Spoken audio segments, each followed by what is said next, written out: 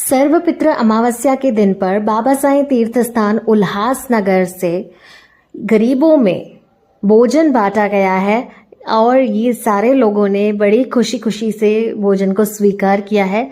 ये सारे ही सेवादारी हैं जो सेवा कर रहे हैं और आप सभी को भी ये इंस्पिरेशन लेनी चाहिए कि अगर हम जो भी कमाते हैं थोड़ा बहुत हम चैरिटी या गरीबों में या अंडर प्रिविलेज लोगों में बांट सकें। आगे वीडियो को देखें और ज़्यादा से ज़्यादा लोगों के साथ शेयर करें ताकि सारे ही लोग ऐसे प्रोत्साहित हो। हरिओम बाबा साईं। बाबा साईं ओ मेरे सरकार, खुद से भी ज्यादा तुझे करते हैं प्यार।